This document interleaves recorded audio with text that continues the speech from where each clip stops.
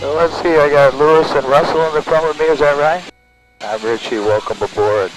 You have 2 air conditioning vents there you can adjust how you like, and you got one here over your head. You can set it the way you want it.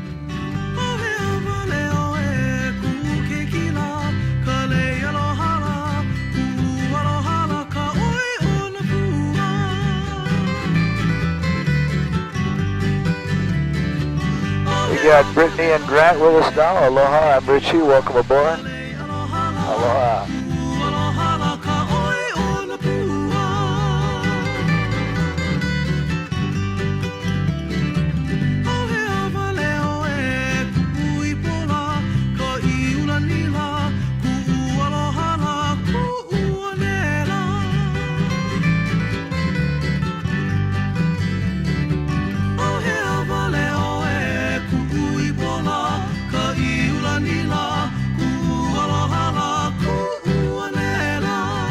Oh, and I got Jack and John with us, so everybody's on board.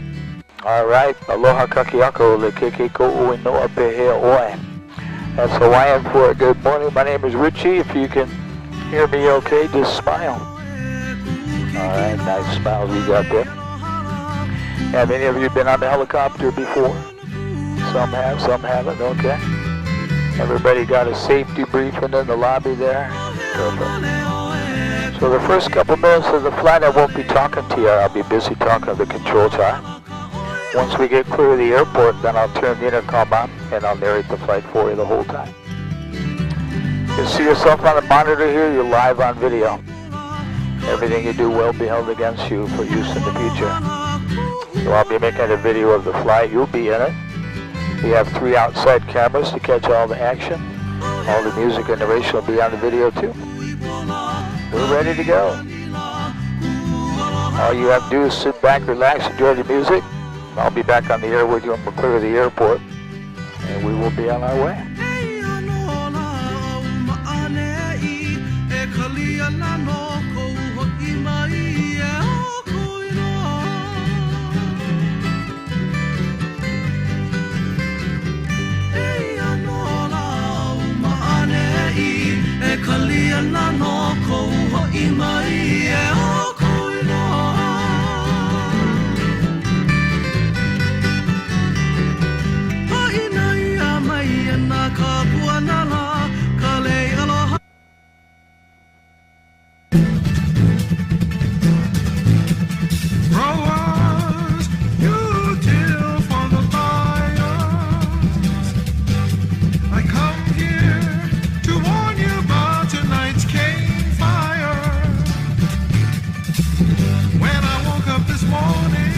I saw the cane was pushed to the ground. The helicopter's soaring. The guard was snooping around. Save the children. Gotta move them before save time. You grab yours. I'll save the children. I gotta pull them in time before the cane fire. I gotta warn you about the cane fire. Burn, burn, burning from the cane fire. Gotta save those children.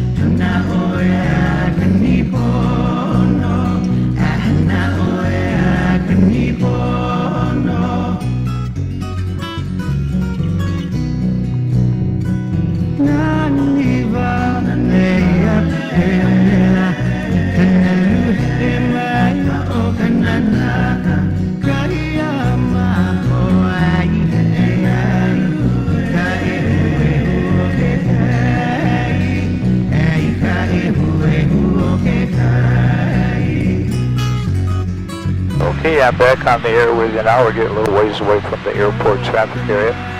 So we're westbound on the North Shore, climbing out of 1,500 feet. Right now we're doing about 110 miles an hour. You can drive around this end of the island going northwestbound to Lahaina. That road down there is paved the whole way. It'll take you a couple hours to get to Lahaina this way though. Two reasons why. One reason is the curves, that slows you down. But also there's sections of this road that's only as wide as one car, so some places you gotta back up to let traffic go by, but it is paved the whole way. We're making a left turn here, we're gonna head right up into the valley now.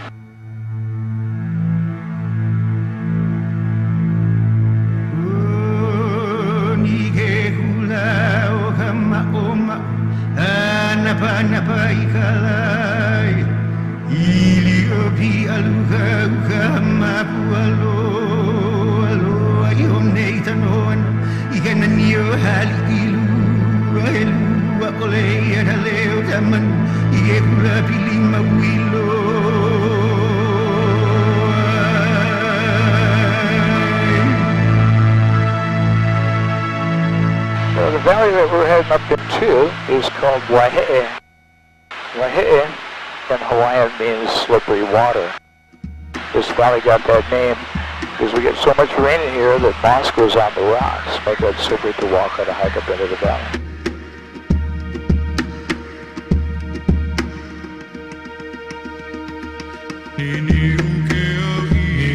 We'll have a perfect view of the tallest waterfall on the island of Maui. Straight ahead of us in the back of this little side canyon. That waterfall back there plunges 1,250 feet to the bottom.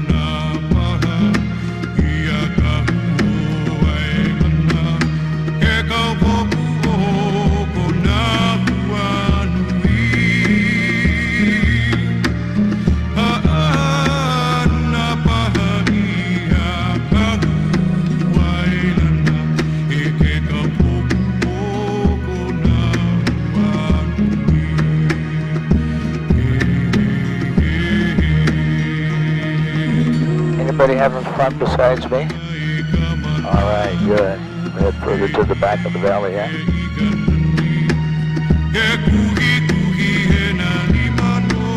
Here on up, the only way to see this private valley is by helicopter. If you're hiking down there, the waterfalls, it is too tall to climb over to get this far back.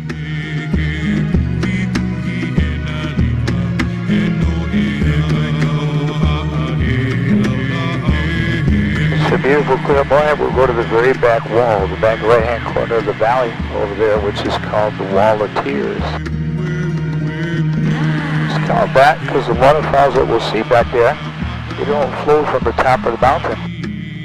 Those waterfalls come right out of holes in the porous lava rock. It gives the appearance as though the mountain was weeping or crying. And that is how it got the name the Wall of Tears, straight ahead of us.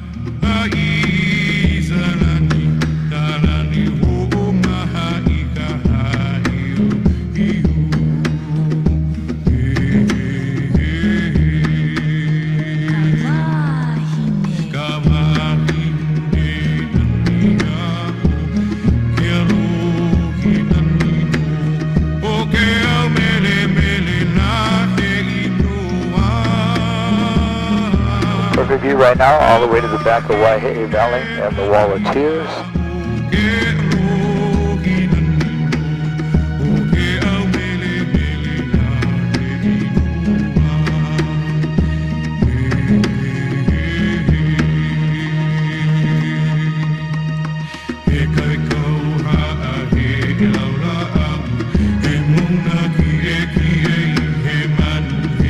Just think, everybody, this is where the stream begins, with the water flowing right out of the rock.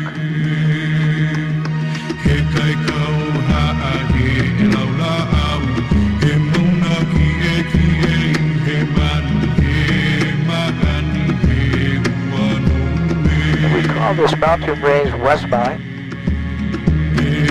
It is the second wettest spot in the whole world, too. We get over 450 inches of rain a year on the top of this mountain. The wettest spot in the whole world, that would be the island of Kauai. Mount Waialeale gets over 600 inches of rain a year. We're number 2 with more than 450. However, we were the wettest spot in the world one time, 1980. That was a very wet year. 1980, we got over 600 inches of rain on the mountain. That's the only recorded time in history that Maui was the wettest spot in the whole world.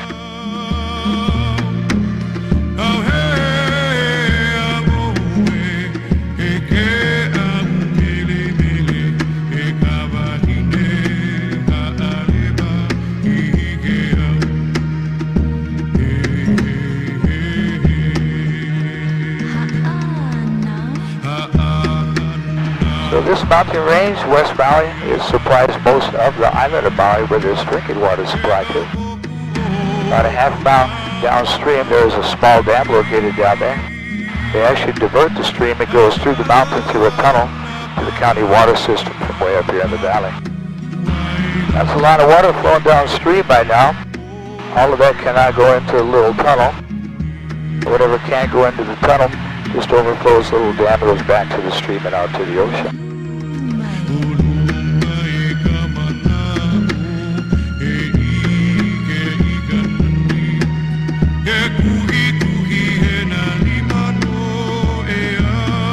Get a good view of the Waihe'i Valley Ridge Trail on the ridge to the left of us. Very popular hiking trail. People on it right now.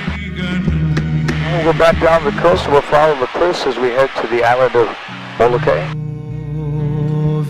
Get some more views of the road down to the left and to the right as it winds its way through the gulches and the ravines down there on its way to Lahaina.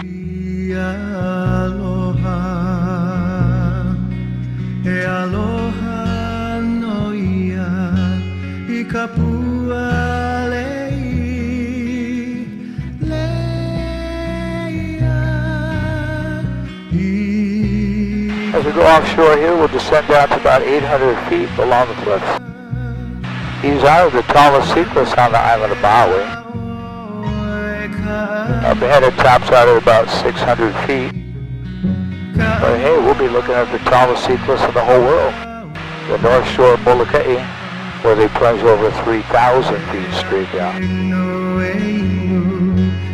There's a single house on the top of the last peak over there, surrounded by the pine trees all by itself, that brown house right on the edge.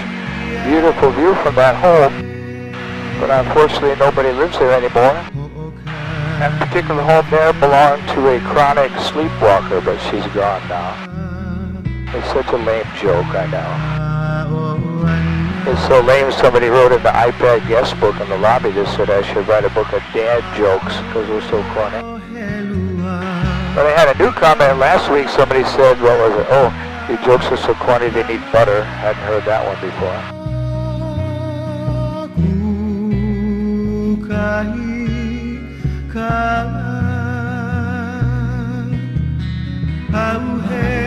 Knob-shaped mountain peak coming up next is Kahakaloa Point.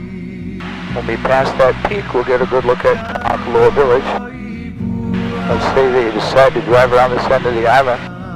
When you pass through Kahakaloa Village, you know you're about halfway around the drive to Lahaina. I know it looks like a whale, but it's actually a coral formation back there that you're looking at. This is also referred to as King Kahekili's Leap, because King Kahekili would cliff dive off lower sections of that pinnacle there before going to battle as a sign of bravery to inspire his warriors. And you can see the little village in the valley there now. Again, that's the halfway mark to Lahaina.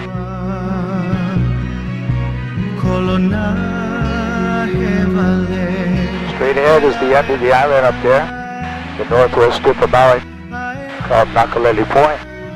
There is a blowhole located at Nakaleli Point. Blowhole, that's just a hole in the lava rock that was formed when the lava flowed out into the ocean, left a hole or a puka in it. When the tide is high enough and the big swells come in, it'll force the water through the puka, that blowhole. It can spout like 100 feet in the air, but of course, depends on how high the tide is and how big the waves are. You can see the cars parked along the road above the blowhole. When people park there, then they hike down the trail. They like to stand around the blowhole there and get sprayed by ocean water for free. Probably the cheapest form of Maui entertainment. So there's people standing around it, but the tide is real low right now. We'll take a look at the spot.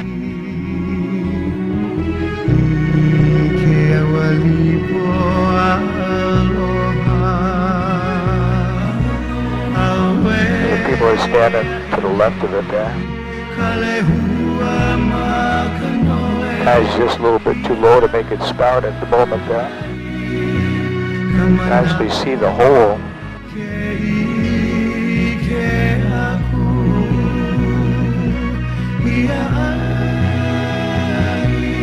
And that is the spot, but it's just tide's just too low to force the water through the puka right now.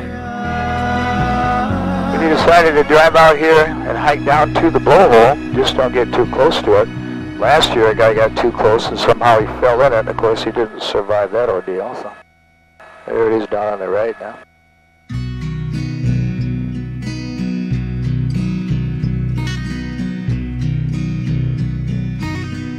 The guy in the green shirt with the blue eyes is the closest to it right now. There we go, just spout a little bit there, well.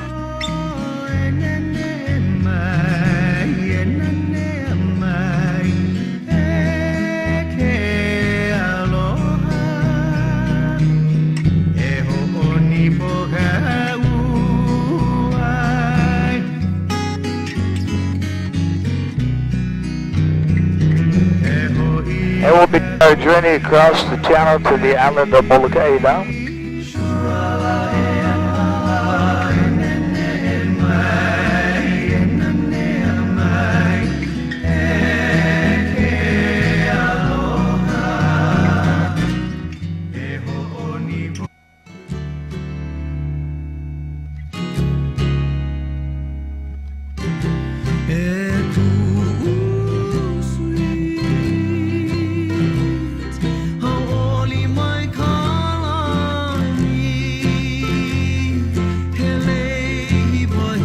The group singing right now is called Navai Ha. This happens to be my grandson's group. They came out with their first album in January, and they were #1 on the world music charts for about 6 weeks. It's a little more than 8 miles across the channel here from Nakaleli Point on Maui behind us to Cape Olanga, northeast tip of Molokai, straight ahead of us there. Well, the name of the channel we're crossing, this is called the Pailolo Channel. In Hawaiian, Pailolo means crazy fisherman. The Hawaiians named it that because they thought anybody would have to be crazy to want to go fishing in this particular channel. That's because this channel can get extremely rough very quickly and without any warning at all. As far as the depth of the channel, it doesn't really get that deep, at least relatively speaking. So the maximum depth of the Pailolo Channel just a little over 800 feet deep. 800 might sound deep, however, if we made a right turn and went that way, just 2 miles, it would drop to 18,000 feet deep. And that's because there are no islands or landmass to the north of us, so that kind of makes 800 sound a little bit shallow when we compare the two.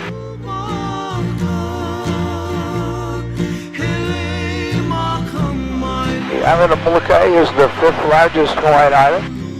It covers 260 square miles. It's 38 miles long and 10 miles wide at the widest point. Population of Molokai, just a little over 7,000 people, but it has the highest percentage of people with Hawaiian blood. So my mother-in-law is pure Hawaiian. Makes my lovely wife there half Hawaiian. Makes our kids quarter Hawaiian, but our grandkids are actually more because my sons-in-laws are about 3/4 Hawaiian. But you don't come across very many pure Hawaiians anymore.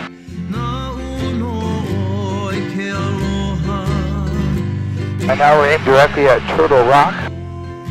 You picture the small rock coming out of the ocean. There's the head of the turtle. The large rock is the back shell with a flipper extending towards us.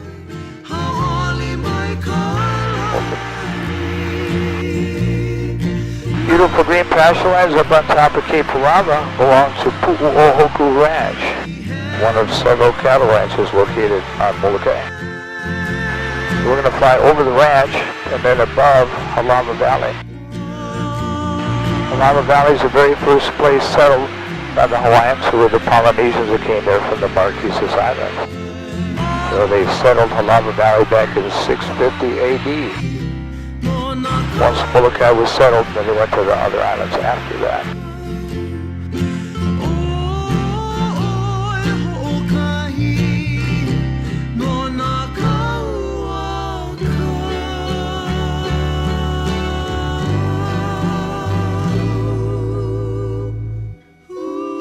Naturally, there's a road that comes all the way out here to Halava Valley.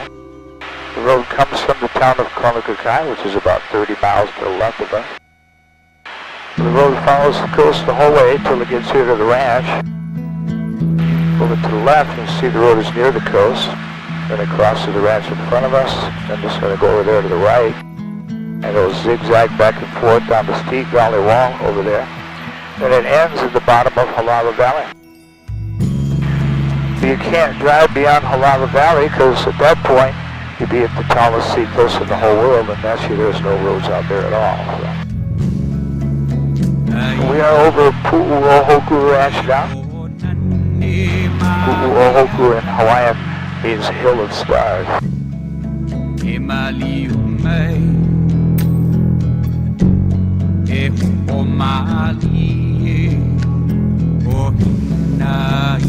Kamalama kabahine o kalani akulike aka o kamahina ikamoana ohihi kamana o ikanani ya ohina. Front of Halava Valley now, down to the right, 2 beautiful beaches down there at the entrance to the valley. Down the right there is where the road ends.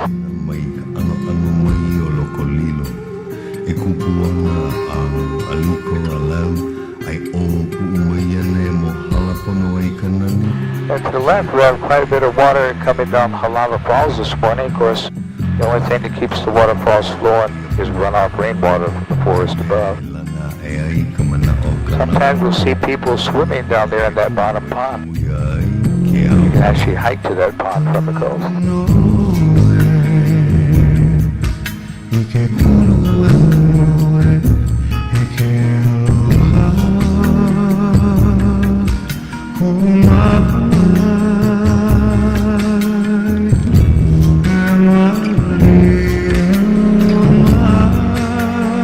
Nobody down there right now, though.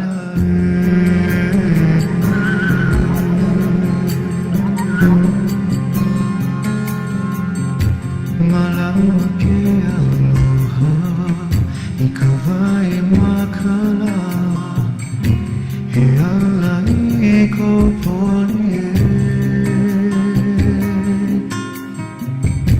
he ala ke aloha he ka We'll head out of here. We'll go straight out to the North Shore now. Get a look at the tallest sea cliffs in the whole world, according to the Guinness Book of World Records.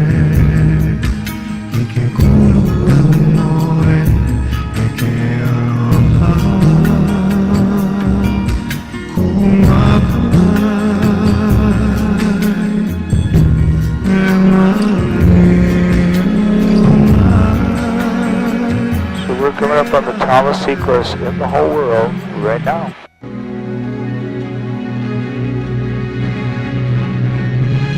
On the left, you can see 38 miles to the end of Molokai.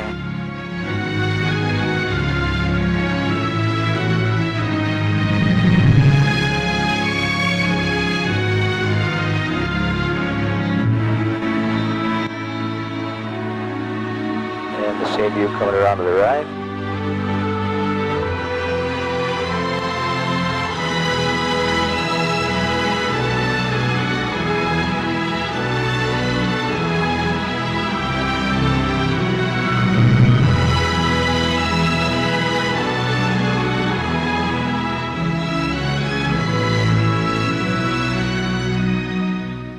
All right, what will go really good with the tallest sea cliffs in the world there, Jack and Grant? Maybe the tallest waterfall in Hawaii, how about that? Straight ahead there, we're looking at it. Now our plunge is 1,749 feet to the bottom there.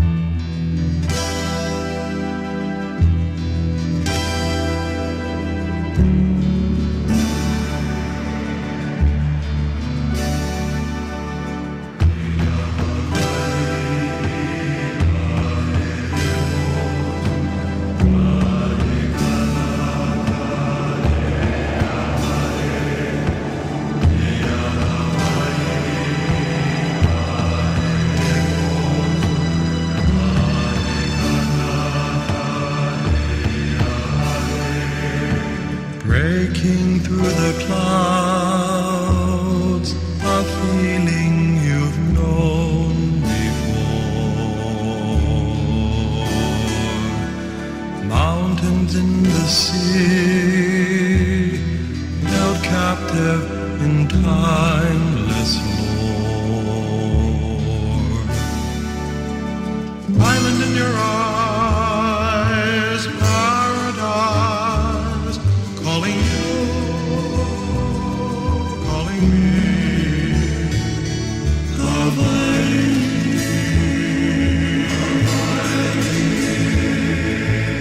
Maile holds her breath, warm winds gently touch her soul.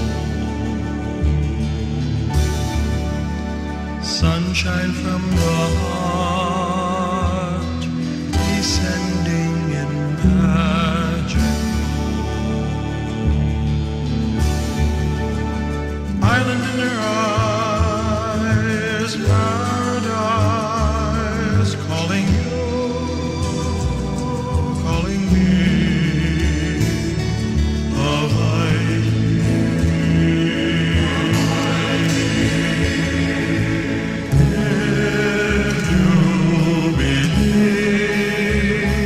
If you try hard to be,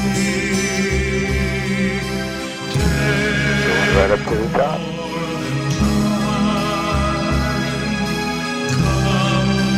Come and see. Island in your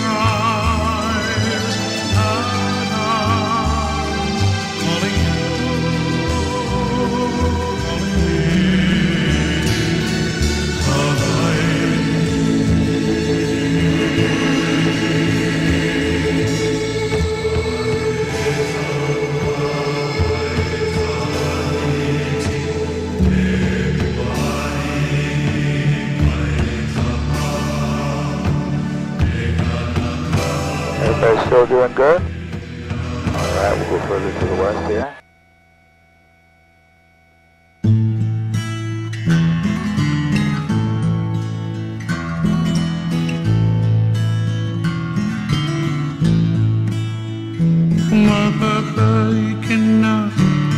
We're heading towards a valley called the Wailau Valley. Well, people from Molokai, they will launch a small boat from Halama Valley, then they'll go along the coastline here till they reach Wailau Valley, the black sand beach, and they'll drop people off there. People will go camping and fishing in the valley for days at a time.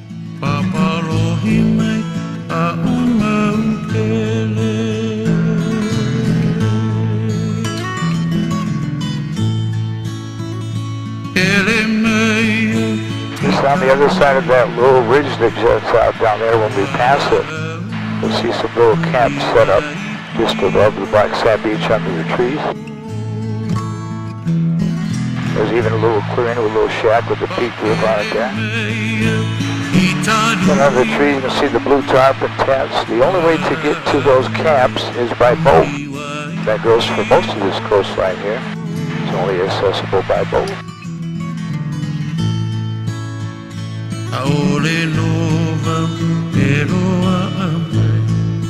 We'll climb along the tallest sea cliffs in the world, one of the most remote coastlines on the whole planet. 5 miles ahead of us, there's a big peninsula there that goes way out in the ocean with the lighthouse on the end of it. That peninsula is called Kalapapa. Kalapapa is a place where people were banished to that had leprosy, Hansen's disease. So where Father Damien did his humanitarian work. They sent people to Kalapapa to quarantine them. Nobody could escape. It was a natural prison. Nobody could climb over the tallest sea cliffs in the world. At one time there were over 8,000 people existing there. Even though eventually leprosy was cured. And finally in 1980, the entire peninsula became a National Historic Park. So it's part of the National Park System now. So as remote as this coastline is, there's actually a family that lived out here on the tallest sea cliffs in the world. Lived out here for over 50 years. Mentioned earlier that my wife is half Hawaiian. My wife, Santi Joyce Kainoa, lived on the other side of this low ridge. When we pass it, we'll be able to see her houses. She raised 5 kids on the mountainside, homeschooled all of them. They all grew up and moved away, and then Angie Joyce passed away about 5 years ago. So we'll see her houses just over the ridge here in about 4 seconds. Coming into view right now, the White House is on the flat ridge. They even stretched a cable across the little bay down there. They would winch their boat down from their backyard and launch it there to go fishing. They had some beautiful gardens going up the back, but everything's kind of overgrown because nobody lives there anymore. When Auntie Joyce first came here, her and her husband came by boat. Initially they built a little teeny tiny shack. She quickly became friends with 2 helicopter companies that do industrial work. I worked for both of those companies at one time. When we would work on Molokai, we'd land there, use it as a base, and store fuel for the helicopters. In exchange for that, we'd fly in building materials for Auntie Joyce, and they were able to build the bigger houses and even pour some concrete. She was featured on National Geographic several times.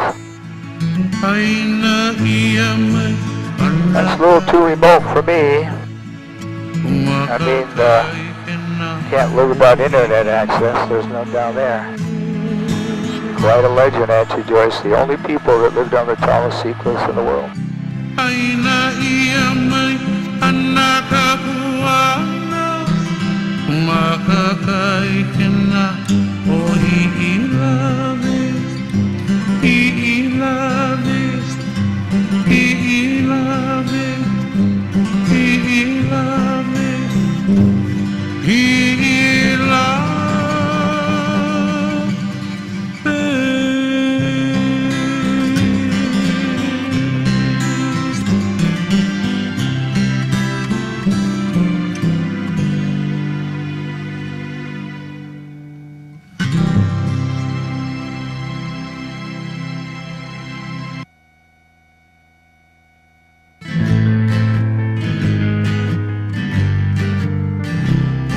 The song is called Pulelehua. That's the Hawaiian word for butterfly. This grandson of mine wrote it about his wife. He compares it to a beautiful butterfly. His name is Kama'eu Kamaleola Halalani Kamali'i Kava'a. That's a long name, huh?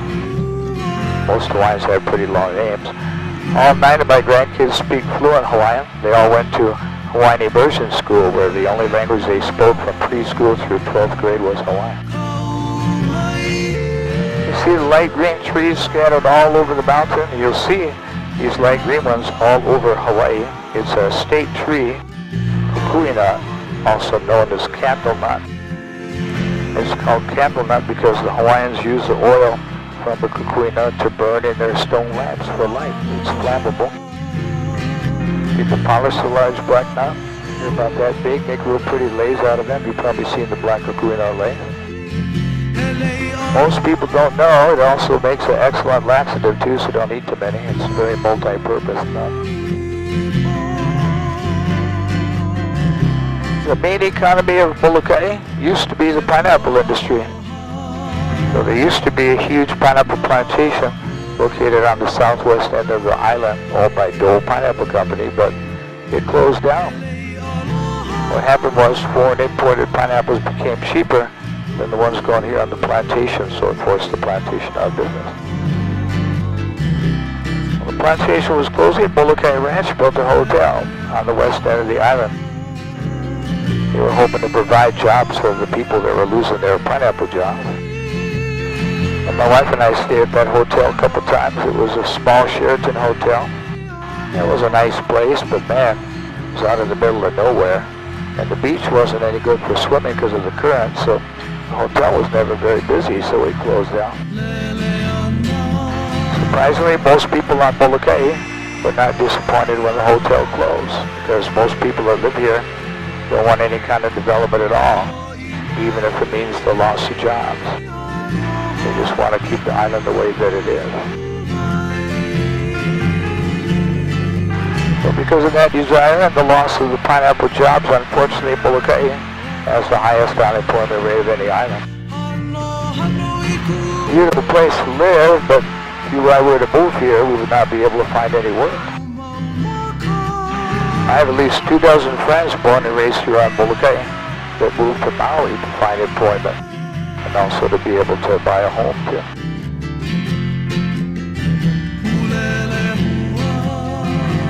So we're going to go out of the back of Wailau Valley, go to the south shore of the island, take a look at some of the ancient Hawaiian fish ponds built by the Hawaiian people centuries ago.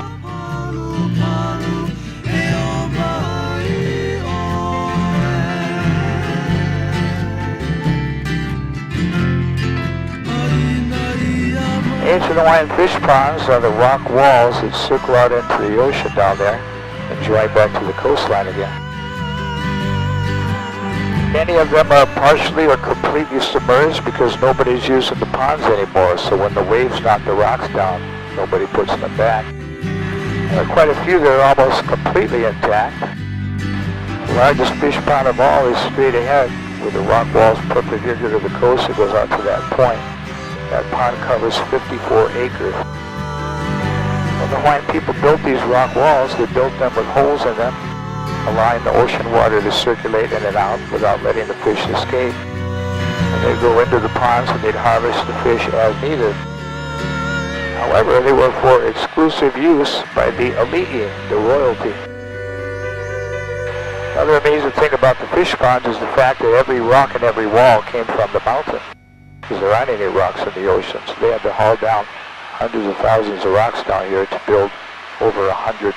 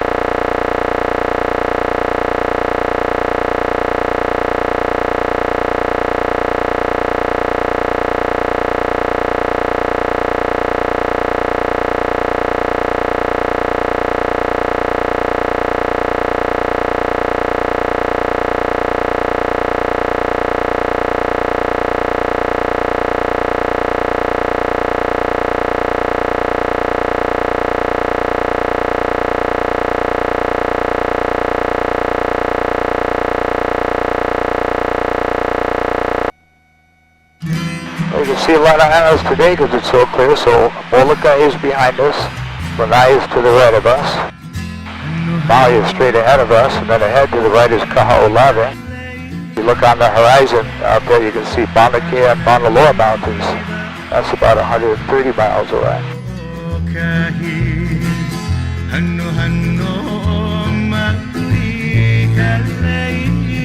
My parents moved to Maui in 1966. I was 13 years old when we came. Population of Maui at that time was only 30,000. There were only 3 hotels on the whole island then. Not a single condominium had been built yet. And we only had 3 traffic light signals on Maui. All 3 were in Wailuku, and they turned those off on Saturday and Sunday due to lack of traffic. Hard to imagine that. So the whole coast ahead and to the left was bare. There wasn't a single hotel or condo on the whole coast except for one on Black Rock, the big point that sticks out there at Kaanapali. The Sheraton, they just completed that one, moved in. So in those days, there were only 3 hotels. Everybody worked in agriculture. We had 5 sugar mills operating full-time and 3 pineapple canneries. So you worked in a cannery or a mill or in the fields. That trend has flip-flopped the opposite way now, of course, because the plantations have all closed down. So there are no more sugar mills and pineapple canneries left. So 90% of the jobs on Maui today are visitor jobs. I know mine is.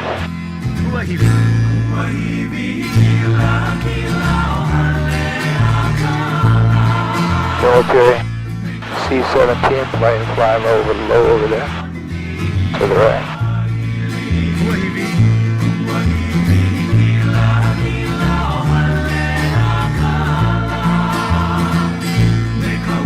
The rain broke at Kaanapali Beach, so again the head slightly left, the big point, Black Rock, that's the Sheraton, then the Kaanapali Beach Hotel, then the Whaler, the Westin, the Ali'i, the Marriott. The last hotel down the end of the beach would be the Hyatt Hotel.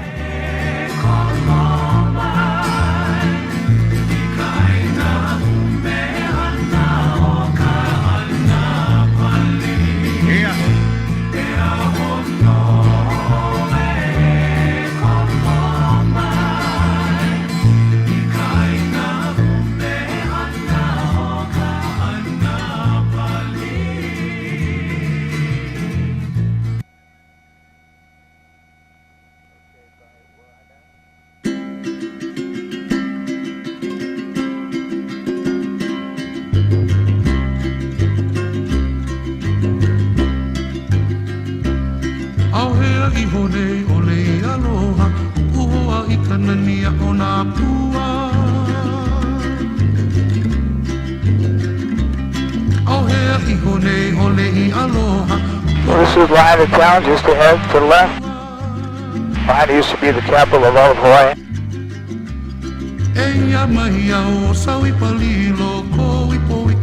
So Lahaina used to be the whaling capital of the whole world. You see, in the height of the whaling days, it would be over 350 whaling ships anchored off the coast of Lahaina. That would have been a Kodak moment to capture. Lahaina means the hot, merciless sun. Definitely the warmest place on the island of Maui.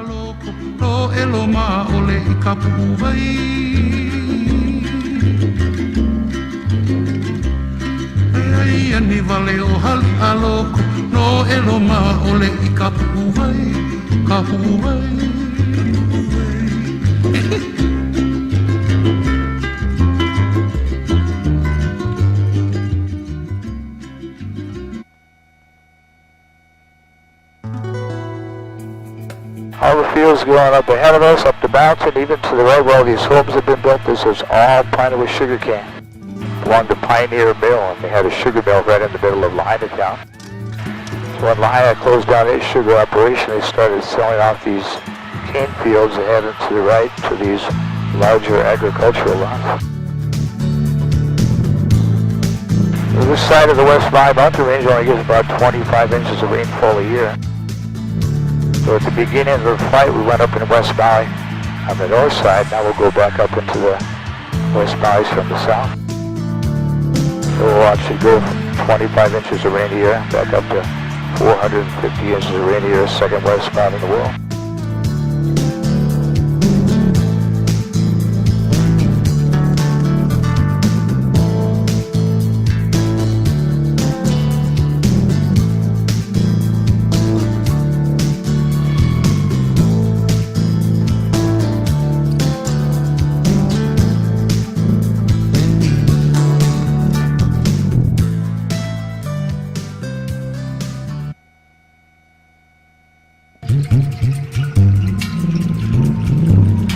Boundary Range, West Maui is an extinct volcano. It's a little over half the height of Haleakala. So not possible for West Maui to erupt again. Unlike Haleakala, which is considered to be a dormant volcano, so Haleakala could erupt again. Of course, the only active volcano in all of Hawaii is on the Big Island, Kilauea volcano.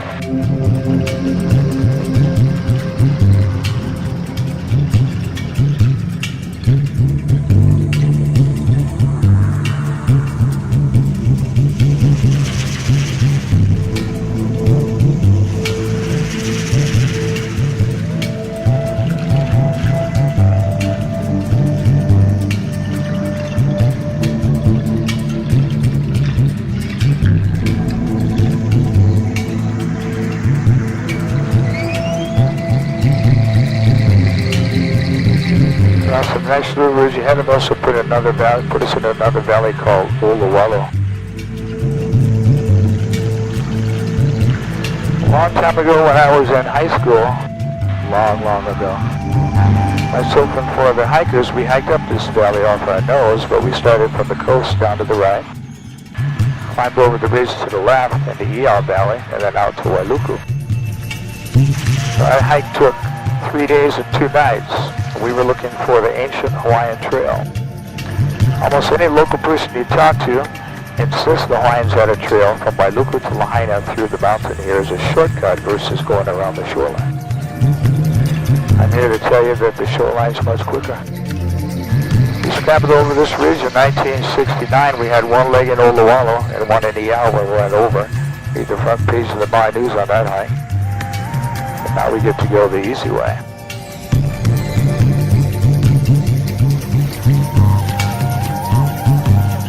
We're now entering Iao Valley.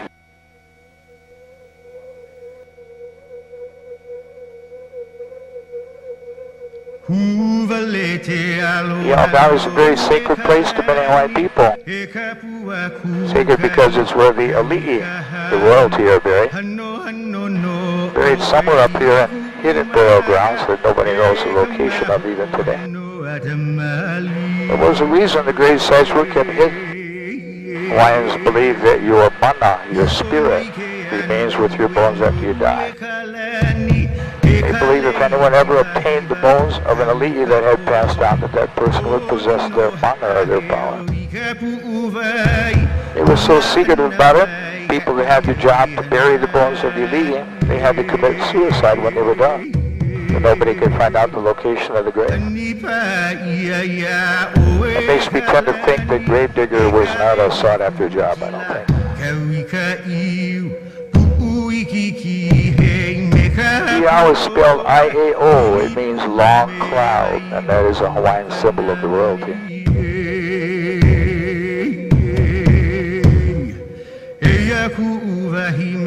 A beautiful view from the back of the valley, looking left out across Wailuku, Kaului, the harbor, and even back to the airport there.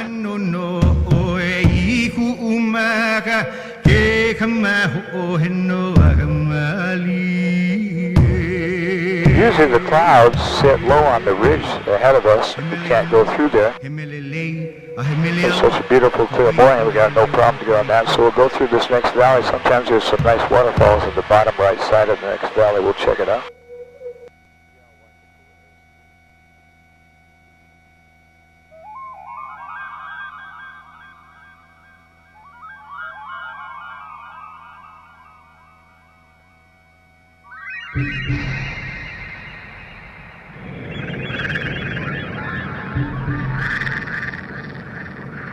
There's a couple down there. I'll put them out the west side first.